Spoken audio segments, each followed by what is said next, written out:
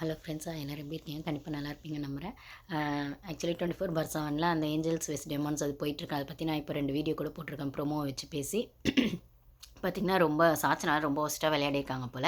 அவங்க வந்து பார்த்திங்கன்னா கீழே இந்த முட்டையெல்லாம் எடுத்து ஆனந்தி வாயிலெல்லாம் வைக்க போயிருக்காங்க. அன்ஷிதா வந்து ரொம்பவே வந்து என்ன சொல்கிறது, ரொம்பவே வந்து அவங்க டென்ஷன் ஆகிட்டு ரொம்பவே ஜோன் அவுட் ஆயிட்டாங்க போல். இப்போ என்ன நானுமே டெமானாக மாறிடுறேன், ஏஞ்சலே எனக்கு வேண்டாம் அப்படி சொல்லி அந்த ஹார்ட்டை அந்த டாஸ்க்லேருந்து வெளில வந்துட்டு ஜோன் அவுட் ஆகிட்டு செம்மையாக வந்து சாச்சனாவை பார்த்து திட்டியிருக்காங்க.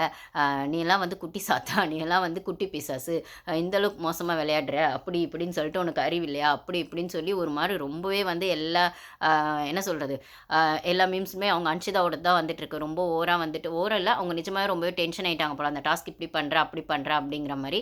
அது தெரியல நம்மளுக்கு எபிசோட் வரும்போது தான் தெரியும். ஸோ என்னென்னா இதில் ஓவராக கொஞ்சம் ரூல்ஸ் மீறி சாச்சனாவும் வந்து கொஞ்சம் ஓவராக பண்ணியிருக்காங்க.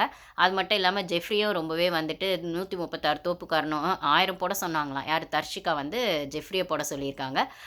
ஸோ அவரும் வந்துட்டு 130 போடுறதுக்குள்ளே கால் வலிக்குது, எனக்கு ரொம்ப கால் வலிக்குது, என்னக்கா இப்படி பண்ணுறீங்க அப்படின்ற மாதிரி கேட்டால் தர்ஷிகா இது டாஸ்க் அப்படிங்கிற மாதிரி சொல்லியிருக்காங்க. அவர் கால் வலின்னு யார்கிட்டையுமே நான் சொன்னதில்லை, எங்கள் அம்மாகிட்ட தான் சொல்லியிருக்கேன் அப்படின்னு சொல்லிட்டு அவர் அழறாரு. அதை பார்த்துட்டு சௌந்தர்யா ஜாக்லின் அவங்க கொஞ்சம் சென்டிமெண்ட் ஆயிடுறாங்க. ஸோ இப்படி தான் வந்து அந்த டாஸ்க் போயிட்டுருக்குங்க. நம்ம டீட்டெயிலாக வந்து எபிசோட் வந்தப்புறம் பேசலாம். அதுக்கு முன்னாடி நான் ஸ்பெஷல் வீடியோ 2 போட்டிருக்கேன். வந்து ப்ரோமோ கண்டென்ட்ஸ் வச்சு பார்க்காதவங்க அது போய் பாருங்கள். Thank you guys.